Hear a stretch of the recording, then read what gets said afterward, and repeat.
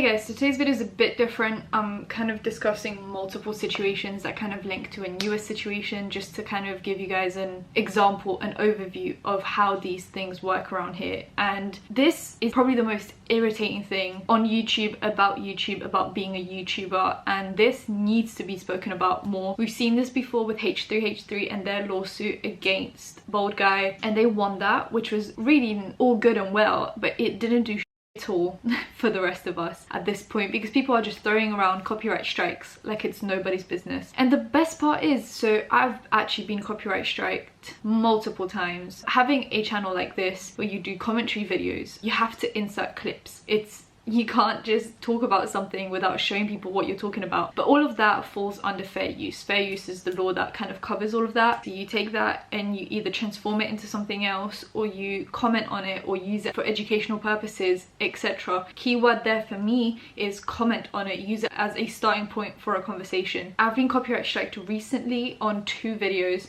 One is my first Zoella video, not the second one I did, not Scamella Strikes Again, but the Zoella the Scammer video. And I was copyright striked on it literally like a week ago, when that video has been up for months now, just because they realized it had a lot of views, so they thought, why not? But it's like such a stupid mindset to have, because you could have copyright striked it at the start and you would have made so much more money from it than copyright striking it a few months later when it's not getting the views anymore. So it's just like, I've already made the money from it. You're not gonna get anything at this point. The best part with these companies is they will act like, you know, you disrespected them by using their clip of something, and they never ask you to take the video down. They always ask for the money from the video. So they're like, no, keep the video up, just give us the money. The clip that I'm talking about, I'm not going to insert it obviously, because that's going to be a second video copyright strike by them. It's the Curb Your Meme song. Go watch the Zoella the Scammer video and you'll know what I'm talking about. It's when I'm talking about her book. I'll put the link in the description down below just so you can kind of see what I'm talking about. And yeah, the company that made that song was like, no, you can't use it, even though you transformed it, sped it up. It's actually a parody. It's used for commentary. You can't use it. Just no, not happening.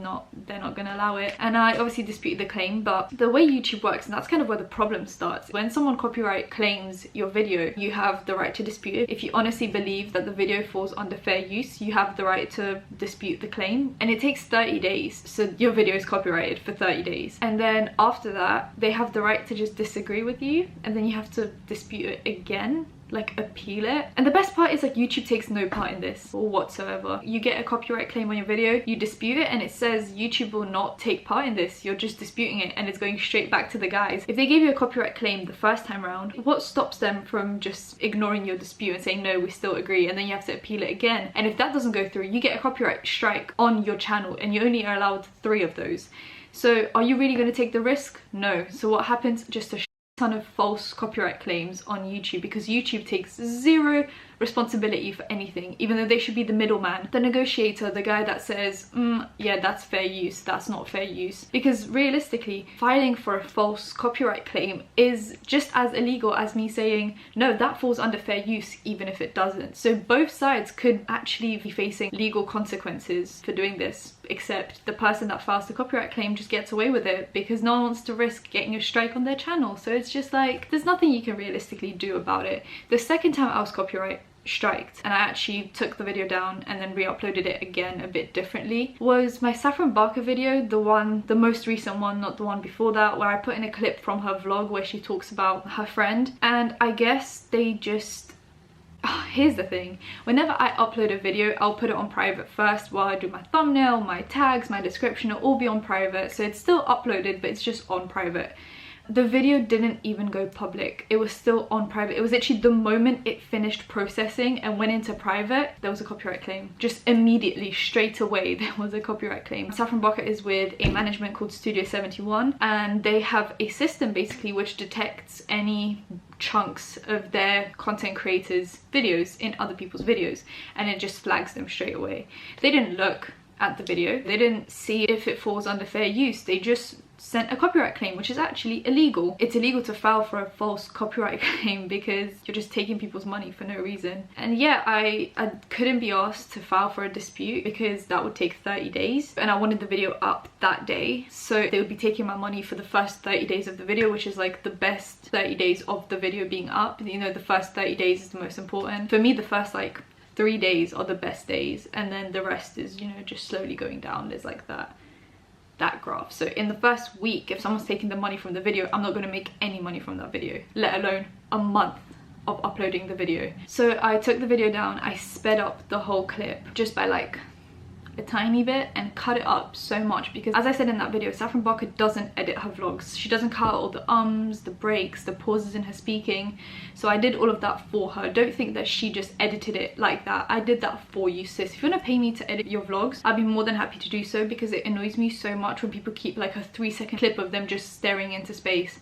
Like, no one wants to see that. Cut the video down as much as you can, but she didn't, so I did that for you. You're welcome. And I sped the clip up and then it was fine, apparently, because their system couldn't just grab it because it wasn't the same clip anymore. So I guess that's a way to go. But it's like, no one's gonna do that because we don't have to. The law kind of prevents us from having to do that, but I had to do that anyway because the system just flags the video, and that's not necessarily YouTube's fault.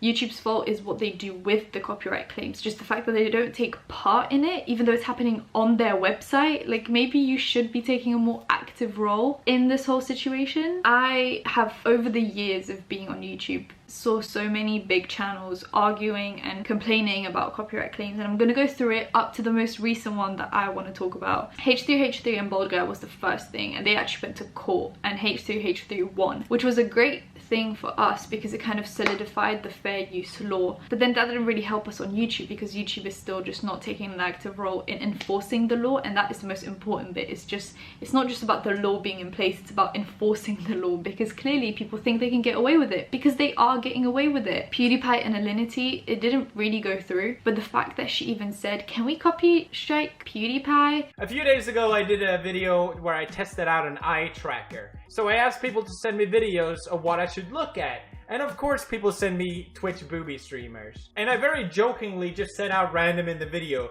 stupid Twitch thoughts. Stupid Twitch thoughts. Well, as it turns out, a streamer named Alinity had a few things to say, or do about it rather. Happens? This is so annoying. Stupid Twitch thoughts.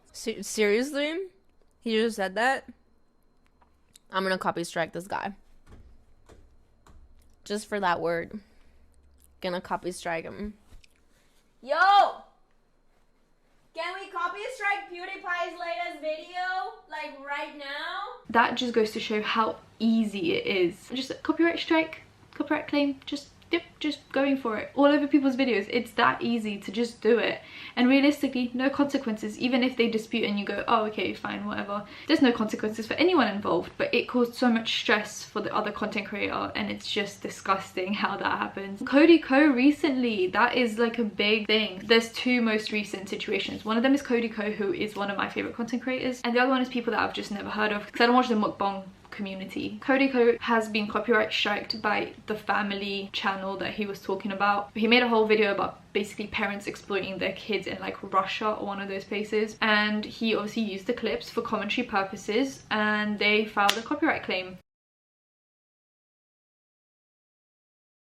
Now he disputed it and they declined it, and now he can appeal it, but the moment you appeal it and they decline it again, you are left with a copyright strike on your channel, and you only have 3 until your channel gets taken down. No one wants to risk getting even 1 because he has a commentary channel or a reaction channel. In a way, this can happen again, and is he gonna risk it 3 times until his channel gets taken down? Of course not. So realistically, they got away with it and he had to take the video down. That sucks so much, and I relate to that so much because realistically this has happened to me before. I just kind of found a way to maneuver around it. But the Zoella video, it's still, I've disputed it, but it hasn't been 30 days and they haven't replied yet, so I'm guessing they're gonna leave it till literally the last minute to reply to me, and then they'll probably decline it.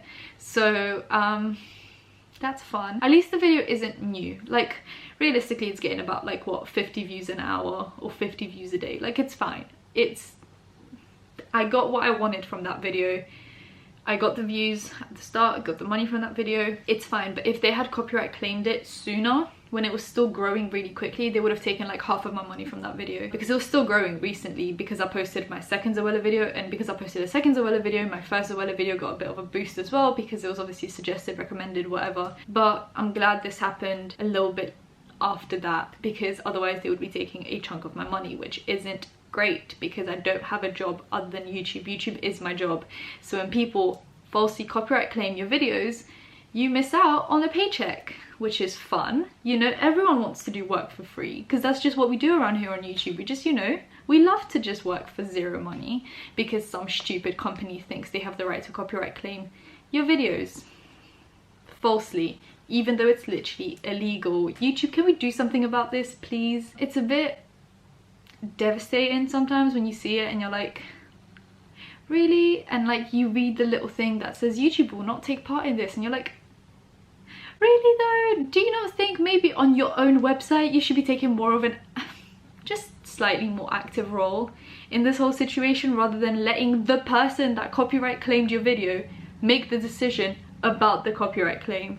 How does that in any way make sense? Most of the time those companies don't know how these things work. They're just like, oh, they used 10 seconds of our video, copyright claim, they commented on it, transformed it and made it their own clip. Nope, still our clip, we're still gonna copyright claim it. It's like, no, we changed it enough for it to not be your clip anymore.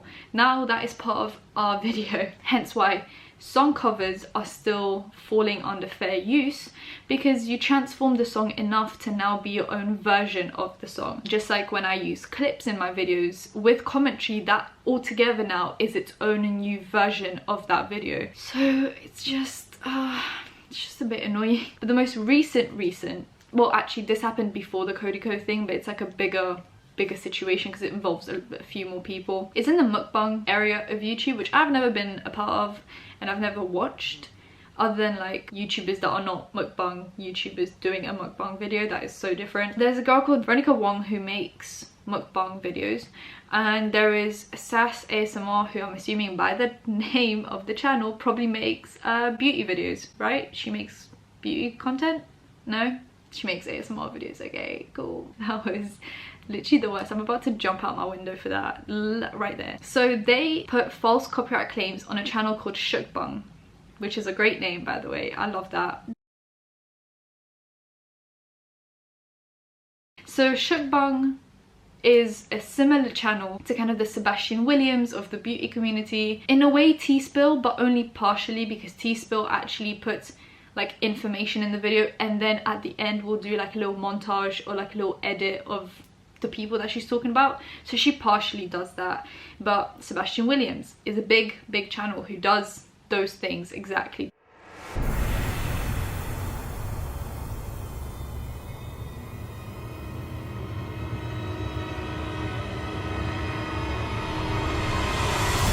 So you don't have to say to that, bye! See ya.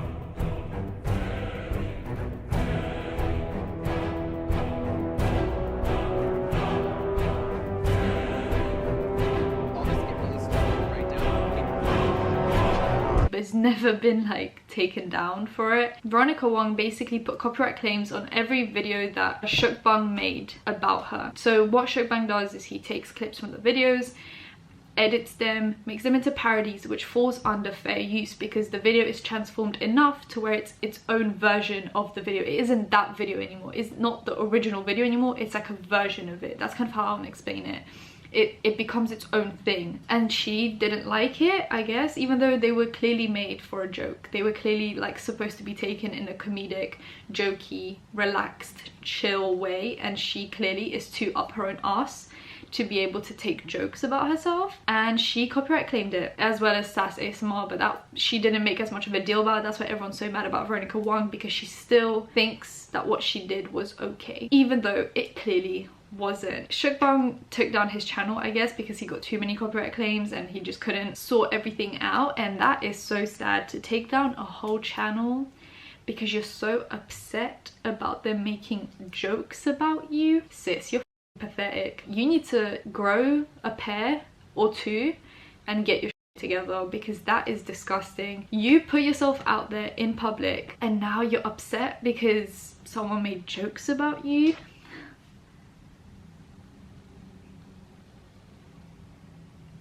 Are you okay? Then she made an Instagram live. I'll put in a bit of it here.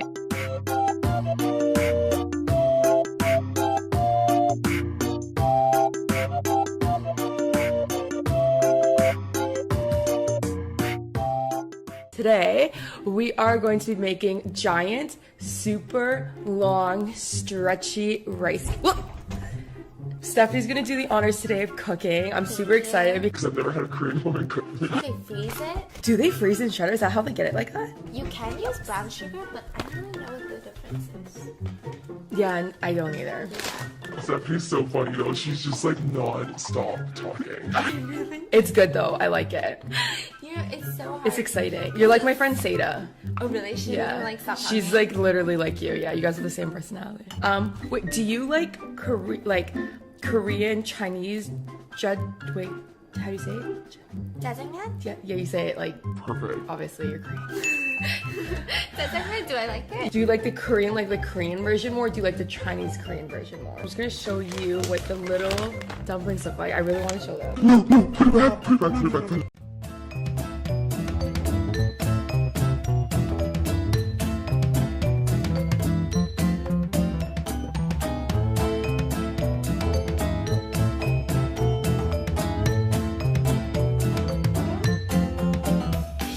298 frozen patties later.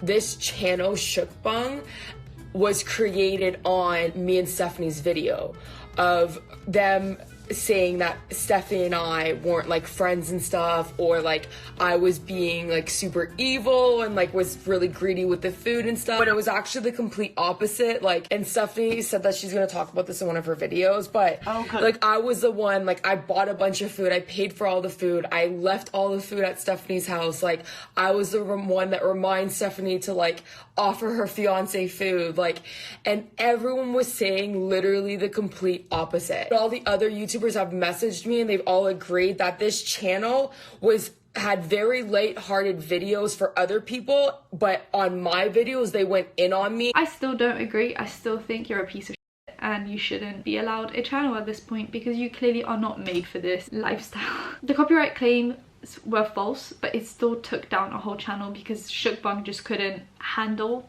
everything that was coming at them, and Veronica Wong is now disabling comments because all her comments are basically saying how she's in the wrong, how she is biased, how she is falsely copyright claiming people's videos. So she's basically just disabling comments or highly moderating them at this point. Let's see her social blade real quick. Veronica Wong is on